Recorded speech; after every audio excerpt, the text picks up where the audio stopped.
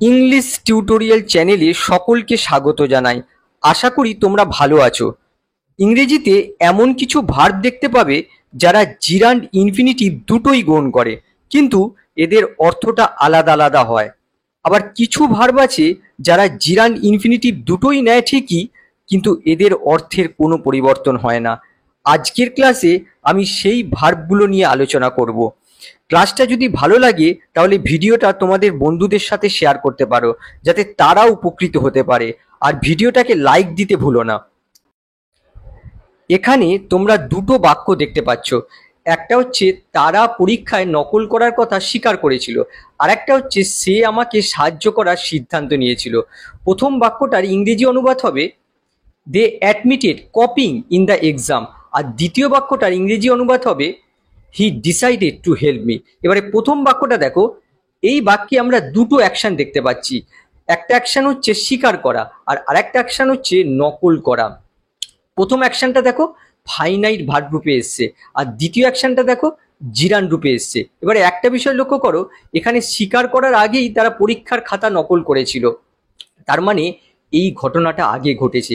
এই জায়গায় আমাদের জিরান্ড ইউজ করতে হবে। তার জন্য দেখো এখানে অ্যাডমিটেড ভার্বের পরে কপিং, দেখো জিরান্ড ইউজ হয়েছে। মনে রাখবে যে জিরান্ড সবসময় ফাইনাইট ভার্বের অ্যাকশনের আগে ঘটে, কিংবা এমন সিচুয়েশন আসে যে ফাইনাইট ভার্বের অ্যাকশনের সাথে সাথে ঘটে, কিন্তু কখনোই ফাইনাইট ভার্বের অ্যাকশনের পরে ঘটবে না। আর এই জিরান্ড সবসময় রিয়েল অ্যাকশনকে প্রকাশ করে। এবারে এই বাক্যটা দেখো, এখানেও আমরা দেখো দুটো অ্যাকশন দেখতে পাচ্ছি। একটা হচ্ছে সিদ্ধান্ত নেওয়া, আর আরেকটা হচ্ছে সাহায্য করা। দেখো প্রথম অ্যাকশনটা ফাইনাইট ভার্ব রূপে এসছে, আর দ্বিতীয় অ্যাকশনটা দেখো এখানে ইনফিনিটিভ রূপে এসছে। এবারে একটা বিষয় দেখো, এখানে সে আগে সিদ্ধান্ত নিয়েছিল, তারপর সে আমাকে সাহায্য করবে। এই সাহায্য করার কাজটা কিন্তু এখনো হয়নি, এটা আনরিয়েল অ্যাকশন প্রকাশ করছে। তার জন্য এই জায়গায় আমাদের ইনফিনিটিভ ইউজ করতে হবে। আর তার জন্য দেখো এই ডিসাইডেড ভার্বের পরে দেখো টু হেল্প ইনফিনিটিভ ইউজ হয়েছে। এই ঘটনাটা এখনো ঘটেনি, পরে হবে। আনরিয়েল অ্যাকশনকে প্রকাশ করছে। এই কনসেপ্টটা তোমাদের যদি ক্লিয়ার থাকে তাহলে আজকের ক্লাসটা বুঝতে তোমাদের অসুবিধা হবে না। এবার দেখো verbs followed by both gerund and infinitive with the change in meaning. কিছু ভার্ব আছে যাদের সাথে জিরান্ড ইনফিনিটিভ দুটোই ব্যবহার হয়, কিন্তু অর্থটা চেঞ্জ হয়ে যায়। কোন কোন verb? Remember, forget, stop, try, regret, go on, mean, এই ভার্বগুলো। এক নম্বর দেখো রিমেম্বার প্লাস জিরান্ড। রিমেম্বারের সাথে জিরান্ড ইউজ করলে অর্থটা কি দাঁড়ায়? আগের হয়ে যাওয়া বা ঘটে যাওয়া কোনো কাজকে মনে করা বা মনে রাখা। যে কাজটা আগে হয়ে গেছে সেটাকে মনে করা।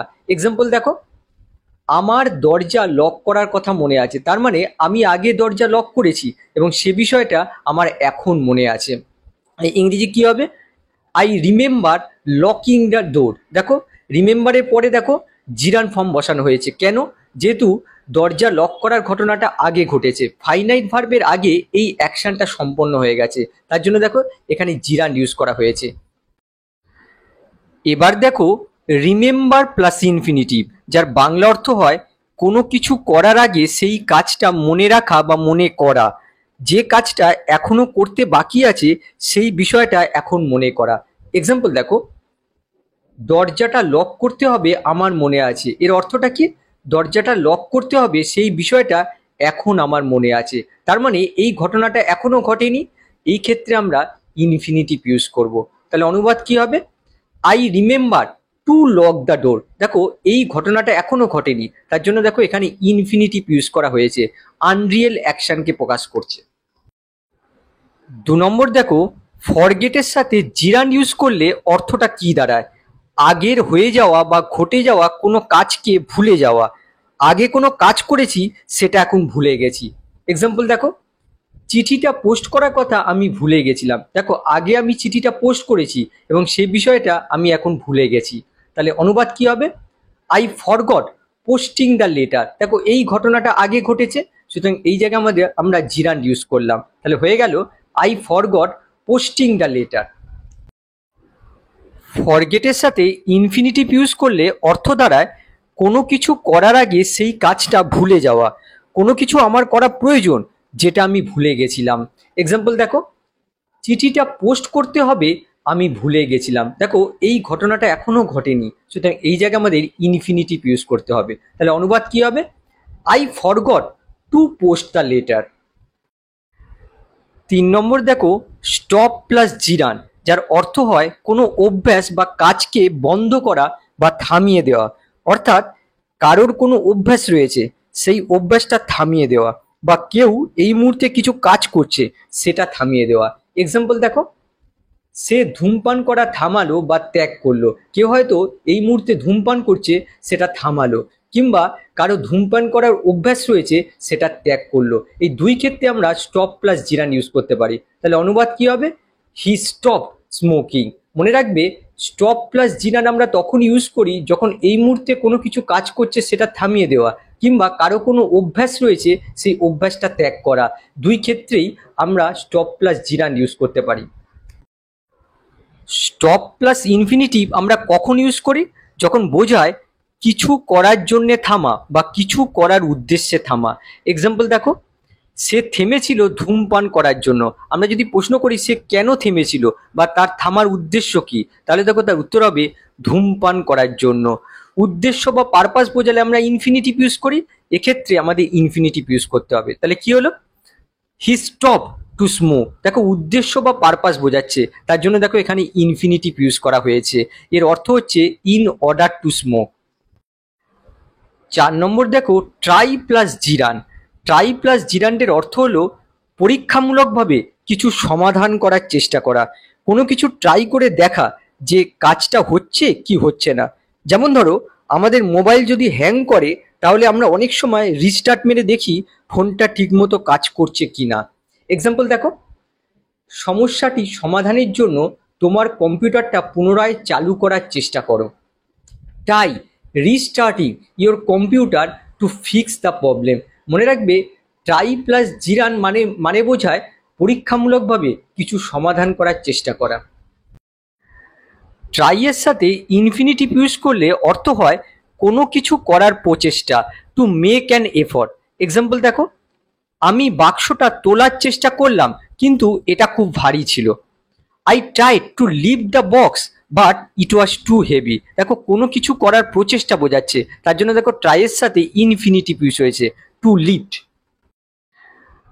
5 নম্বর দেখো, রিগ্রেট প্লাস জিরান। রিগ্রেটের সাথে জিরান ইউজ করলে অর্থটা কি হয়?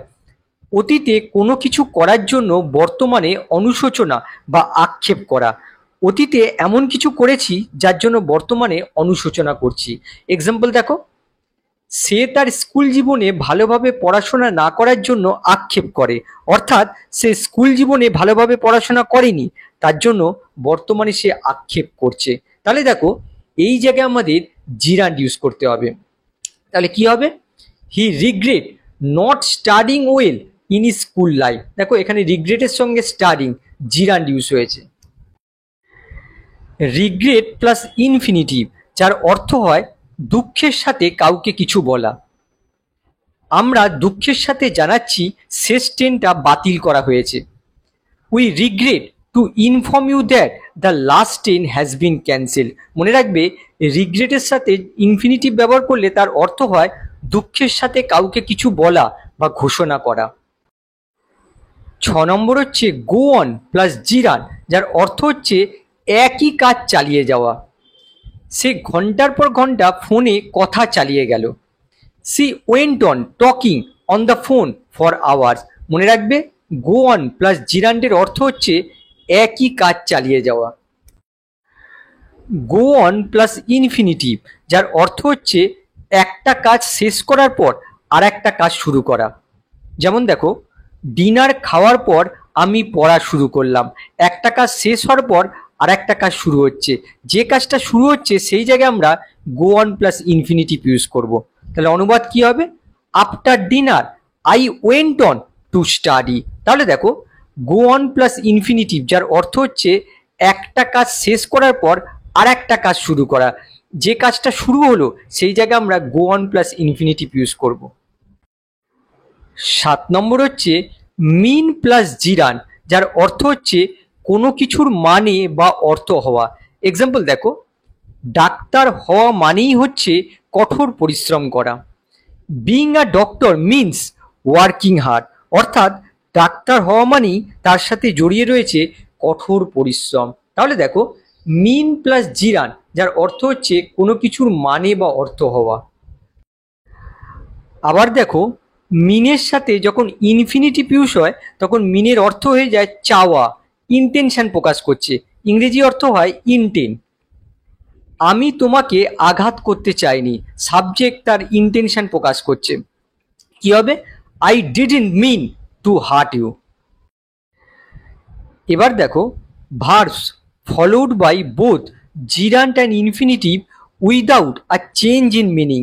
কিছু ভার্ব আছে যাদের সাথে জিরান্ট ইনফিনিটিভ দুটোই ইউজ হয়, কিন্তু অর্থের কোনো পরিবর্তন হয় না। কোন কোন ভার্বগুলো? বিগিন, স্টার্ট, কন্টিনিউ, লাভ, লাইক, হেট, প্রেফার।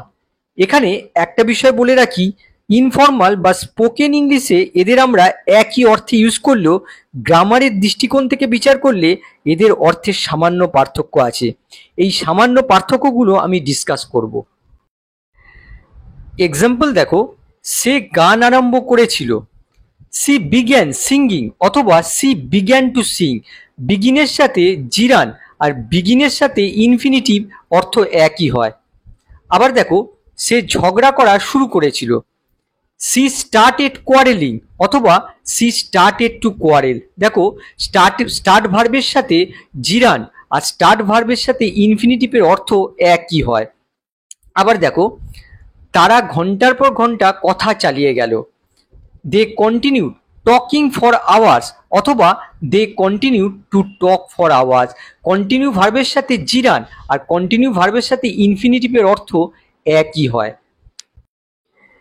এবার দেখো, লাইক ভার্বের সাথে জিরান্ড অথবা লাইক ভার্বের সাথে ইনফিনিটিভ ইউজ করলে অর্থটা কি হয়? অর্থের সামান্য পরিবর্তন হয়, যদিও স্পোকেন ইংলিশের ক্ষেত্রে এই পার্থক্য বিবেচনা করা হয় না। যেমন দেখো, আমি নাচতে পছন্দ করি। আমরা যদি বলি আই লাইক ডান্সিং, তাহলে দেখো এখানে লাইক ভার্বের সাথে জিরান্ড ইউজ হয়েছে। অর্থটা কি দাঁড়াচ্ছে? I enjoy dancing but I do not perform it myself. আমি ডান্সিং উপভোগ করি কিন্তু আমি নিজে এটা সম্পাদন করি না। তার মানে দেখো, এই জিরান্ডের ডুয়ার কিন্তু এই সাবজেক্ট নয়। আবার যদি বলা হয় I like to dance, like ভার্বের সাথে টু ডান্স যদি ইনফিনিটিভ ইউজ করা হয় তাহলে অর্থটা হয় আই পারফর্ম ডান্স, আমি ডান্সটা পারফর্ম করি, অ্যান্ড এনজয় ইট, এবং সেটা উপভোগ করি। তার মানে দেখো, এখানে এই ইনফিনিটিভের ডুয়ার কিন্তু এই সাবজেক্ট। এটাই হচ্ছে এই লাইকের সাথে জিরান আর লাইকের সাথে ইনফিনিটিভের মধ্যে পার্থক্য। 4 নম্বর দেখো, আমি মিথ্যা কথা বলা ঘৃণা করি। I hate lying.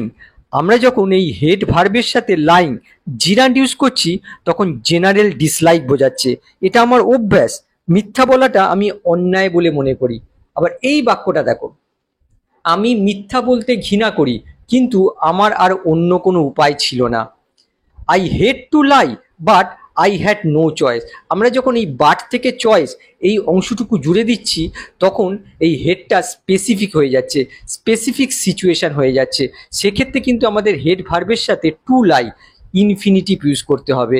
মনে রাখবে, হেড ভার্বের সাথে আমরা যখন জিরান্ড ইউজ করছি তখন জেনারেল ডিসলাইক বোঝাচ্ছে, আর হেড ভার্বের সাথে যখন ইনফিনিটিভ ইউজ করছি তখন কোনো স্পেসিফিক মোমেন্ট অর ডিসিশন বোঝাচ্ছে। 5 নম্বর দেখো, আমি চা খেতে বেশি পছন্দ করি। এখানে দেখো দুটো আমি হয়ে গেছে। কি হবে? আই প্রেফার টেকিং টি অথবা I prefer to take tea. আমরা দুভাবেই করতে পারি, কিন্তু মনে রাখবে যে প্রেফারের সাথে ইনফিনিটিভের ব্যবহারটা বেশি ফর্মাল হয়। প্রেফারকে আমরা অন্যভাবেও ব্যবহার করে থাকি। যেমন দেখো, আমি টিভি দেখার চেয়ে বই পড়া বেশি পছন্দ করি। এখানে দেখো দুটো অপশানের কথা বলা হচ্ছে, একটা অপশান হচ্ছে টিভি দেখা আর একটা অপশান হচ্ছে বই পড়া। এখানে এই অপশানটা অর্থাৎ বই পড়াকে বেশি প্রেফারেন্স দেওয়া হচ্ছে, আর এই অপশানটা অর্থাৎ টিভি দেখাটাকে কম প্রেফারেন্স দেওয়া হচ্ছে। তার জন্য এই অপশানটাকে আমাদের আগে লিখতে হবে।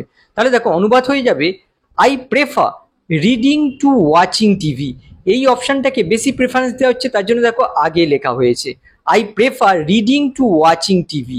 এক্ষেত্রে লক্ষ্য করো এখানে প্রেফার ভার্বের অবজেক্ট হচ্ছে রিডিং, রিডিং হচ্ছে জিরান, আর এই টু প্রিপোজিশনের অবজেক্ট হচ্ছে এই ওয়াচিংও হচ্ছে জিরান। মনে রাখবে প্রেফার প্লাস জিরান ইউজ হয় জেনারেল লাইক, ডিসলাইক অথবা হ্যাবিটের ক্ষেত্রে। এবারে এই বাক্যটা দেখো, আমি আজ রাতে বাড়িতে থাকতে চাই অথবা থাকতে পছন্দ করব। অনুবাদ কি হবে? I would prefer to stay home tonight. এক্ষেত্রে দেখো would prefer plus infinitive specific সিচুয়েশনের ক্ষেত্রে ইউজ করা হয়। Specific situation specially polite context, specific situation বিশেষ করে পোলাইট কন্টেক্সটের ক্ষেত্রে আমরা উড প্রেফারের সাথে ইনফিনিটিভ ইউজ করে থাকি। আশা করি ক্লাসটা তোমরা এনজয় করেছো। আবার নেক্সট ক্লাসে দেখা হবে। বাই।